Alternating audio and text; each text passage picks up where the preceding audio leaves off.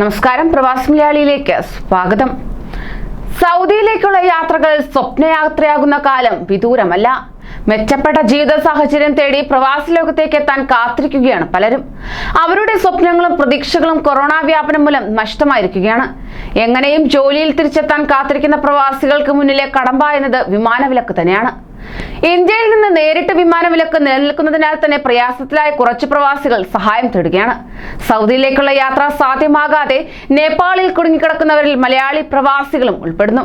April 28-ന് ശേഷം നേപ്പാളിൽ എത്തിയവർക്ക് സൗദിയിലേക്ക് പോകാനായില്ലെന്ന ഉത്തരവിറങ്ങിയതോടെ പലരും നാട്ടിലേക്ക് മടങ്ങുകയായിരുന്നു. എന്നാൽ ഏപ്രിൽ 28-ന് മുമ്പ് നേപ്പാളിൽ എത്തിയ പലരും സാങ്കേതിക പ്രശ്നങ്ങൾ മൂലം അവിടെ കഴിയുകയാണ്.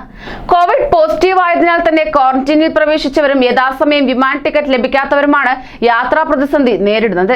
ഇന്ത്യയിൽ നിന്ന് നേരിട്ട് സൗദിയിലേക്കുള്ള വിമാനയാത്ര തടഞ്ഞതോടെയാണ് നിബന്ധനകളെല്ലാം പാലിച്ച് നേപ്പാൾ ഉൾപ്പെടെയുള്ള വിവിധ രാജ്യങ്ങൾ വഴി പലരും സൗദിയിലേക്ക് മടങ്ങി തുടങ്ങിയത്.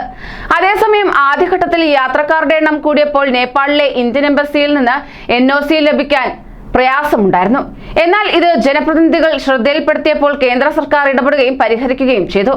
അതിനിടെയാണ് സൗദിയും നേപ്പാളും നിയന്ത്രണങ്ങൾ കടുപ്പിച്ചുകൊണ്ട് രംഗത്തെത്തിയത്. ഇതോടെ നേപ്പാളിലെത്തിയ പലരും നാട്ടിലേക്ക് മടങ്ങേണ്ട അവസ്ഥയായി. ഏപ്രിൽ 28-നകം എത്തിയവർക്ക് സൗദിയിലേക്ക് പോകാമെന്ന തരത്തിലുള്ള സർക്കുലർ ഇറങ്ങിയിരുന്നുവെന്നും എന്നാൽ നിശ്ചിത തീയതിക്ക് മുമ്പ് നേപ്പാളിലെത്തി തങ്ങൾ ഉൾപ്പെടെയുള്ള പലർക്കും യാത്ര സാധ്യമായിട്ടില്ലെന്നും പെരിന്തൽമണ്ണ പുത്തൂർ സ്വദേശി ഷാഫി, പാലക്കാട് സ്വദേശി അനസ്, ചെമ്മാട് സ്വദേശി ഉമർ, അരീക്കോട് സ്വദേശി അബ്ദുൽ ഖാദർ, കൊണ്ടോട്ടി സ്വദേശി ആഷിഖ് എന്നിവർ പറയുകയുണ്ടായി. ഏപ്രിൽ 24-ന് നേപ്പാളിലെത്തിയ തനിക്ക് മെയ് 10-നായിരുന്നു വിമാനമെന്ന് ഷാഫി പറഞ്ഞു. എന്നാൽ മെയ് 6-ന് വിമാനത്താവളം ഒരാഴ്ചത്തേക്ക് അടച്ചു.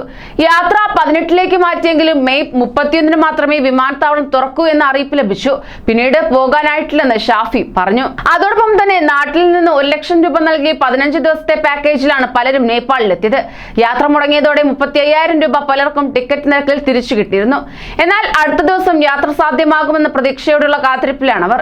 നേപ്പാളിൽ തങ്ങാൻ ദിവസവും 1,500 രൂപ വേണ്ടിവരുന്നു. ഇത് പ്രകാരം 50,000 രൂപയ്ക്ക് മുകളിൽ പലർക്കും ചിലവായിട്ടുണ്ട്. ഇടയ്ക്ക് RT-PCR ടെസ്റ്റുകൾക്ക് മറ്റുമുള്ള ചിലവുകൾ വേറെയും. ഇനി സൗദിയിൽ എത്തണമെങ്കിൽ ലക്ഷങ്ങൾ വേറെ കണ്ടെത്തണം. ഖത്തർ വഴിയാണ് മടങ്ങേണ്ടതെങ്കിൽ വിമാന ടിക്കറ്റ് നിരക്ക് 55,000 രൂപയാണ്. സൗദിയിലെ പുതിയ നിയമപ്രകാരം ഒരാഴ്ചത്തെ ഇൻസ്റ്റിറ്റ്യൂഷണൽ ക്വാറന്റൈൻ വേണം. ഇതിന് 80,000 രൂപ. മറ്റു ചിലവുകൾ വേറെയും. കടം വാങ്ങിയും മറ്റും അത്രയും തുക നൽകാൻ തയ്യാറാണെങ്കിലും സൗദിയിലെത്താൻ വിമാനമില്ല എന്നതാണ് പ്രശ്നം.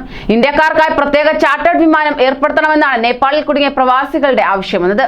കൂടുതൽ പ്രവാസി വാർത്തകൾക്കായി ഈ ചാനൽ സബ്സ്ക്രൈബ് ചെയ്യൂ.